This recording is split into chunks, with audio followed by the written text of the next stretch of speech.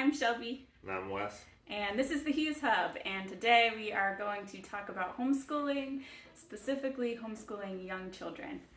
So we have 4 daughters. The ages are 8, 6, 4, and then we have a 10-month-old.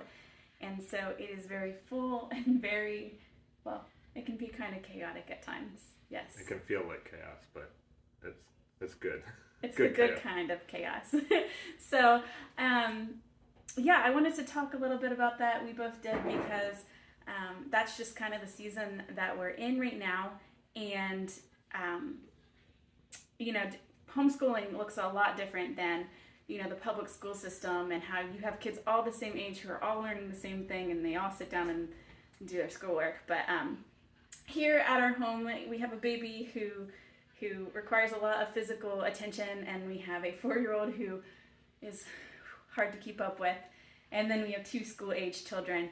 So one of the biggest things for me is that I really depend on my husband for a few of the things that sometimes I just can't get to because it can be, again, just very busy during the day. What she's trying to say is she likes when I do science experiments or maybe sit down with our oldest daughter and do math with her when I get home or maybe on the weekends. And so yeah, I think we'll post a little clip here of our volcano experiment.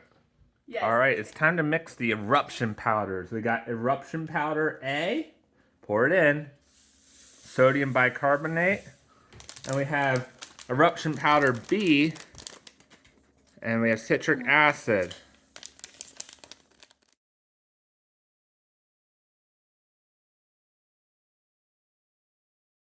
The biggest explosion ever, the girls say.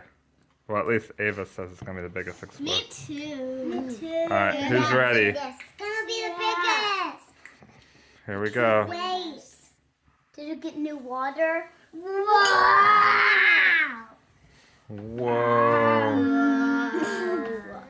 Biggest ever. Yeah. Wow. Whoa. This is a big explosion. Look at all the bubbles. Next time we do this again, I want Mom to see.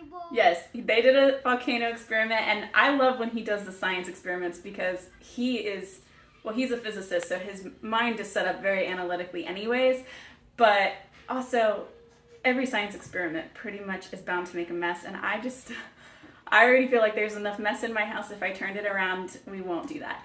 But I love when he takes on the things that need to be a little more hands-on like that.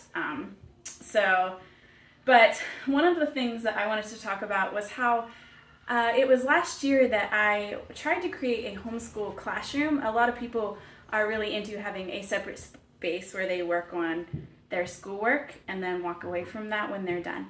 And I tried that. We tried to set up a nice space downstairs. It was great until it wasn't great. Like the excitement of it wore off pretty quickly.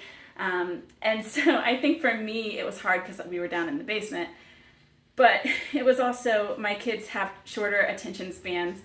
And so it just works really well for us to be upstairs and just to use the dining room table.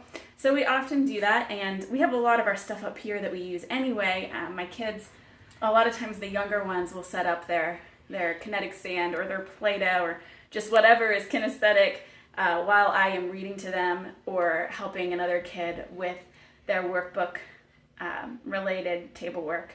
So we don't spend a whole lot of time at the table just because, learning can be done in really anywhere you're at. We do school while we're outside in nature. We do school sitting on the floor with our ABCs, and we do school in all the different parts of our house. So I think that's the beauty of homeschooling, is just you can turn any moment you have with your kids into a learning experience, whether it's talking about money, how to count money, how to save money, or how to, it translates into all sorts of different things. If you're doing baking, doing measurements, and doing math, and also science all at the same time because kids are learning chemistry, and it's just you're incorporating more of life and your experiences with learning rather than being presented information and having to regurgitate it back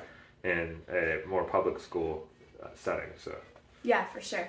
And, we use a lot of different things for their learning because, again, they're very hands-on. But what I love is that our family members have gotten on board and have sent us different things for us to use for our homeschool. And so the volcano that you all did, I think my mom sent that to you all.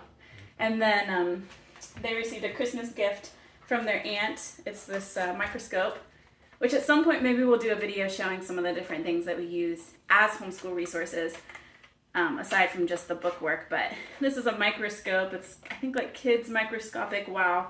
It has a bunch of, what are these called? they're pre-made microscope slides that have a particular pattern on the end where when it's inserted into the microscope, it recognizes what it is and it talks about each sample that they're looking at. So they can sit there and basically learn on their own. And that is why he is on this video. So yeah, they have lots of different slides and it's really cool. And a lot of them are different life cycles, like the life cycle of a frog, for example. So the kids love this and it talks to them and it's great because then it's something that they can do independently. So, yeah. Yeah. And why is it that you like me on that side? I don't know if they know I'm a physicist, and so and I love science and math. I love astronomy, astrophotography. So yeah, there's all sorts of different things on that side of learning that I'm able to more easily help the kids with. Yes, and I'm very into literature and history and everything. We complement each other well, don't we? Because when it comes to teaching the kids. So, yeah. If you have any questions about our homeschool routine or more about what that might look like, I know that I'm going to be posting a homeschool video on the struggling reader because we do have one of those in our home.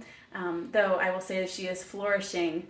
Yeah. She's flourishing, isn't she? Right now, yeah. Yeah. Just in this last year. Yeah, but there were a few years there where as an English major, I thought it would be super easy to teach my children how to read, but when you have one that struggles, it can be a challenge. But we'll talk about that in another video. So subscribe. Yeah, if you have any questions, leave them below, and we hope to see you in the next video. Thanks for watching.